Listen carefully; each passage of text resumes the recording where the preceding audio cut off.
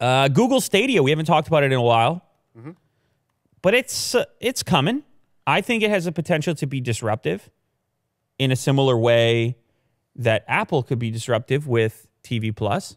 Not that I don't know what I'm thinking about TV Plus, but disruptive nonetheless. Stadia kind of has the same advantage, but on the Google side of things with that installed base, which is massive in and of itself, and the fact that now you're potentially going to have access to this whole different kind of experience on the devices you already own through a service.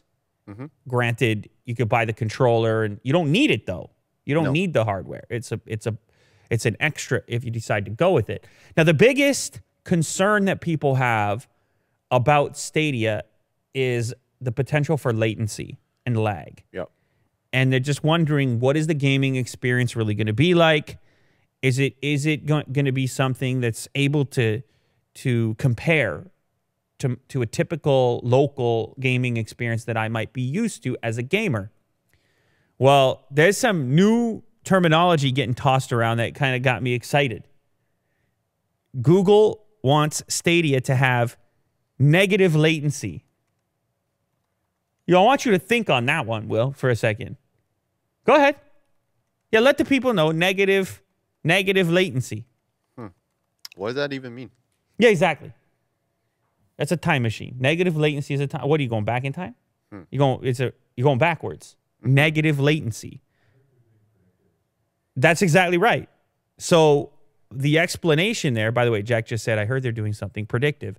That's how it goes. It's just speculation at the moment what they might mean by saying negative latency. But Gizmodo, in their article, they speculate could be some form of a predictive system that guesses the player's button inputs algorithmically, then renders the frames before sending them to the screen. Wow.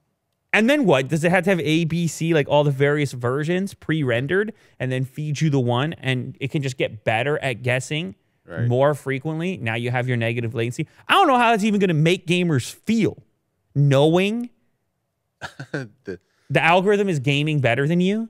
Yeah, the move is already done. The move is already done. Whoa. It's heavy. Watching. It's heavy.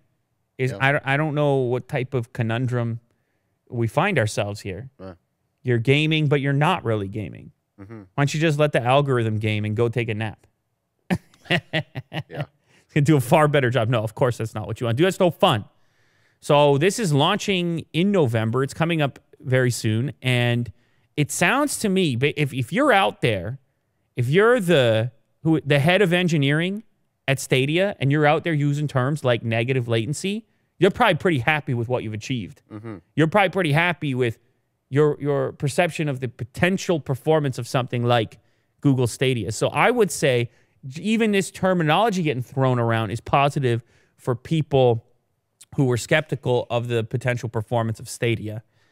It all sounds very good on paper. Of course, the marketplace will wait until they have their own access in order to make that judgment for themselves if it's worthwhile or not and where that latency stands.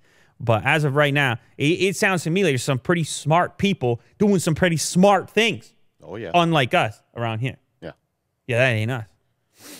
We're negative thinking. Oh. Terrible. Jack, that was rude what you just did, okay? Jack gave Will a big which is kind of a laugh, but it's also kind of like, well, I deserve sure, it. bud. It's also got a sure bud aspect to it. So, but Jack's generally rude to most people around here, so it's not a big deal.